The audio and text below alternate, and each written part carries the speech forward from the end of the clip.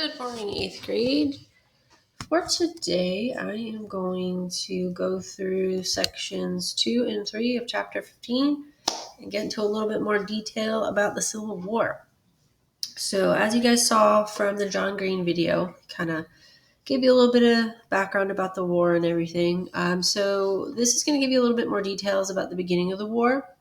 One of the things that I like, especially about the Civil War when it comes to teaching, is this is the first war that we have photographs of because photography had just been invented. So it's nice that we can actually look at photos of the people and the events that we're talking about when you guys are learning about this. So let's get into it.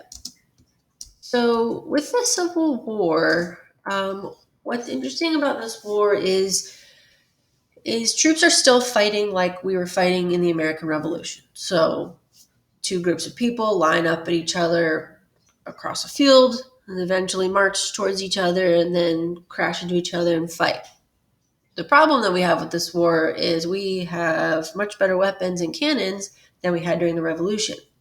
So now people can be shot from much farther away. Weapons are much more accurate. So by combining this old way of fighting with this better technology, we're going to see lots and lots of more death and lots of more lives lost. So the Civil War, if you guys don't remember from John Green's video, if you combine World War I, World War II, and Vietnam together, it still doesn't equal the amount of soldiers that were killed in the Civil War. So the Civil War is by far our bloodiest and most devastating war that we've had in the United States.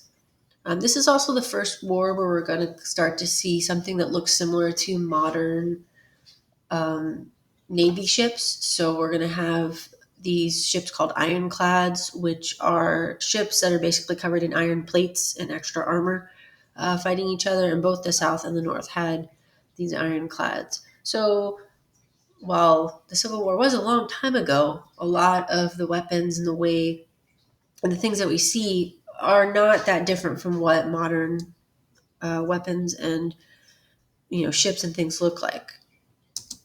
So here we have some photographs. We have our artillery on the left here, so you can see lots of cannons lined up, and then that is an example of what an ironclad would look like. So it's a ship that rides really low in the water, but all along the sides here, these are all armored plates to protect it from when it gets attacked by another ship. All right, so first battle of the Civil War was the Battle of Bull Run, or the Battle of Manassas. It was a total disaster for the Union. It was very chaotic. Oddly enough, there was a bunch of people on the side fields of this battlefield picnicking to watch the war, which I think is super weird. And then in all the confusion, at one point the Union retreated and all the troops were retreating through these people that were picnicking. So you have cannons and shooting and soldiers are running and then these people are picnicking and they're running. And so it was a total disaster.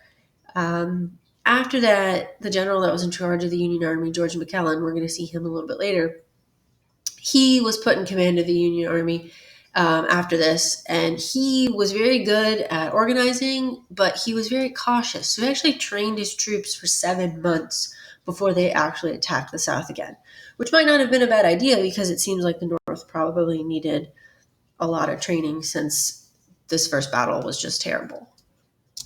That's George McClellan there. He's later going to run against Abraham Lincoln for his second election. All right, the next big battle is the Battle of Antietam. So General Robert E. Lee, he is one of the big generals in the Confederacy. He wants to try and invade the North. So he splits his army into two. And McClellan is going to attack the larger part of his army at Antietam Creek.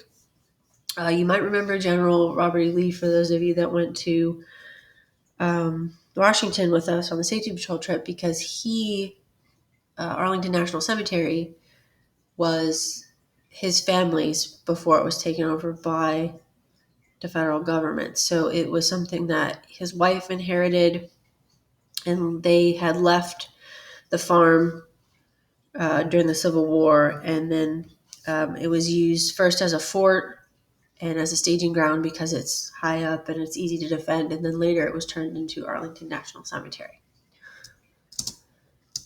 So, Battle of Antietam, one of the bloodiest days in the Civil War. So the Union lost 12,000 people. The Confederacy lost 14,000. That was 1/3 of their army.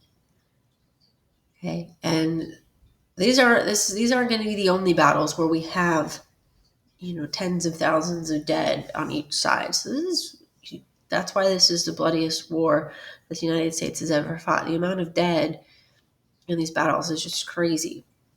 And it's all there's not really even a clear winner when you get down to all this. Since Robert E. Lee retreated, the North claimed it was a victory. But is it really a victory when you lose 12,000 people? Okay, and here we have a photograph from this battle. Some other ones. So you can see lots of destruction and devastation. All right, so let's talk about the war out west. So this is Ulysses S. Grant. He's in charge of our troops in the West. He should look familiar because after the war, he's eventually going to become our president. So his goal is he wants to maintain control of the Mississippi River.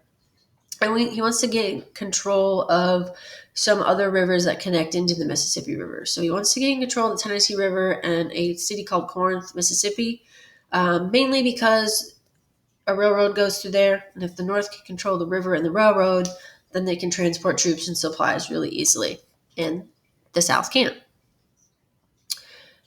So we're going to watch a quick video here about the Battle of Shiloh. So the Battle of Shiloh is going to be the big battle that really helps them secure this river and this town.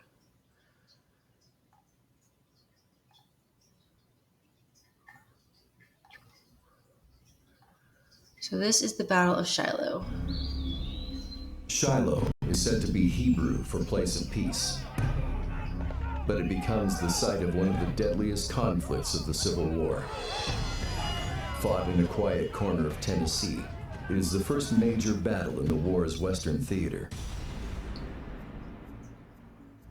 In April of 1862, a Union army under General Ulysses S. Grant is camped out along the Tennessee River, awaiting the arrival of reinforcements before heading south to attack the Confederates. But Confederate General Albert Sidney Johnson attacks first.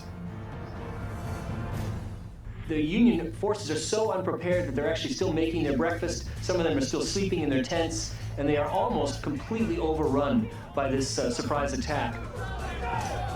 The Confederates drive the Union Army back toward the Tennessee River, threatening to destroy it. But the Union line holds at a critical point that becomes known as the Hornet's Nest.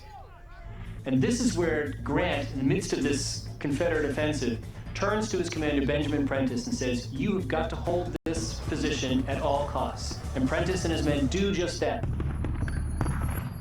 By the end of the day, the ground is littered with dead. It is probably one of the most fierce points of concentrated fighting in the entire war. General Johnson is killed in the first day's fighting, and General Pierre G.T. Beauregard takes over, confident he will sweep the field the next day. But reinforcements swell Grant's ranks during the night, and he launches a counterattack in the morning. The result is a Union victory, but one that comes at a high price. The cost was greater than any battle that had been fought so far in the war.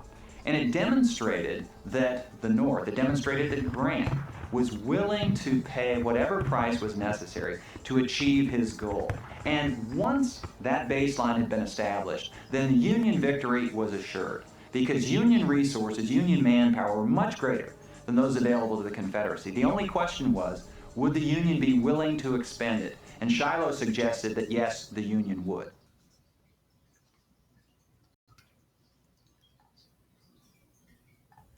So you can see my numbers vary a little bit differently from the numbers that were presented in the video. But the Battle of Shiloh was quite devastating for both the North and the South. It is going to be helpful for the North because the Union does gain control of that railroad center. And later it's going to help them capture New Orleans, which means now they control the entire Mississippi River, which will be really helpful to the North because now the North can send troops and supplies up and down the river easily. All right, let's talk about the Emancipation Proclamation. So, as we've talked about before, President Lincoln, while he did speak out very strongly against slavery, he wasn't prepared to completely get rid of it. He was against it, but he hadn't really talked about outlawing it yet. And he was very much afraid to abolish slavery. One of the things that he was afraid was, remember, there were several states that were part of the North that still had slaves. And he was really concerned that those border states would then leave and join with the South if he were to get rid of slavery. So Lincoln's goal, remember, at the beginning of the Civil War, is he just wants to bring the Union back together. He wants the United States back together. And if that means that we have to keep slavery, he was willing to keep slavery. Later, he realizes that he needs to do something about slavery. So he issued the Emancipation Proclamation. But the thing that you have to remember about the Emancipation Proclamation, it only freed slaves fighting in areas that were fighting against the Union. It didn't apply to any parts of the South that the Union had captured. And it didn't have any effect on the border states that were still part of the United States that had slaves. So it really only freed slaves in the Confederacy that the North still didn't have any control over. Now, it still did have a pretty big effect. The Southerners obviously were very concerned about it, and they were concerned that once slaves in the South got wind of this, that they would revolt and it would cause more problems for the South.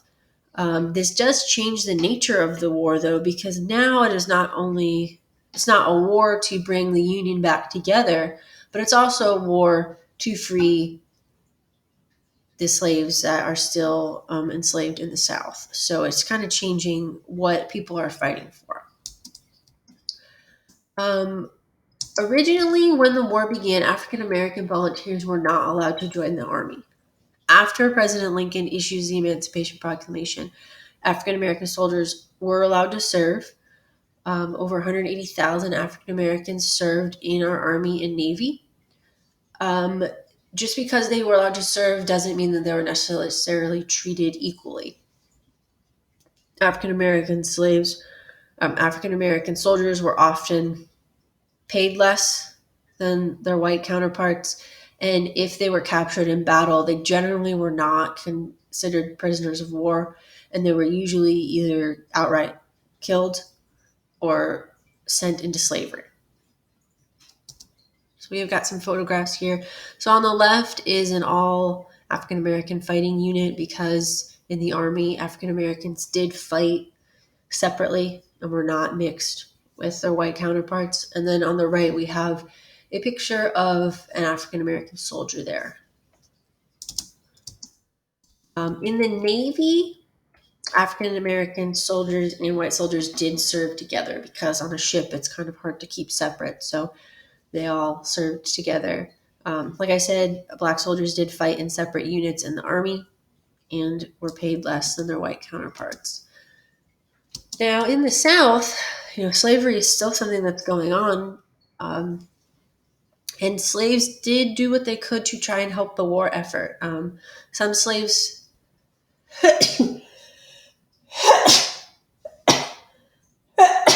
Excuse me.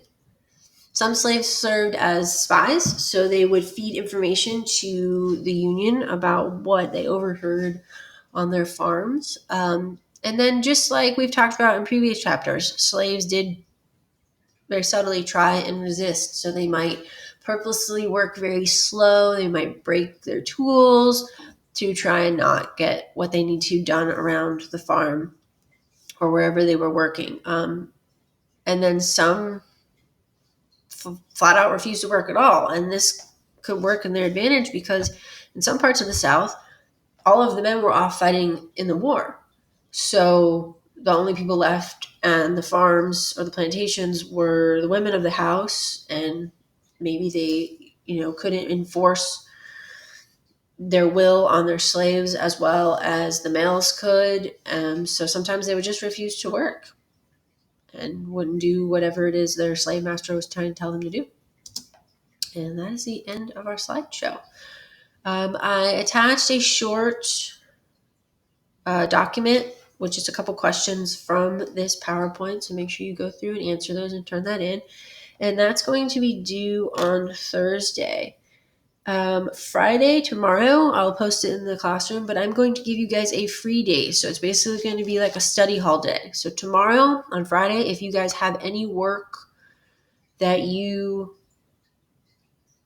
need to catch up in on my class, especially tests or quizzes, go ahead and do that. If you are done with everything from my class, then use Friday to catch up in another class. Maybe if you're missing other assignments, other tests or quizzes, go ahead and get that in, because we only have a few weeks left and we want you guys to get all your missing work in and finish strong. If you guys have any questions about your grades in my class or anything, please let me know and I will answer your questions. I hope you guys are all having a great day and hope everybody's well. Bye, guys.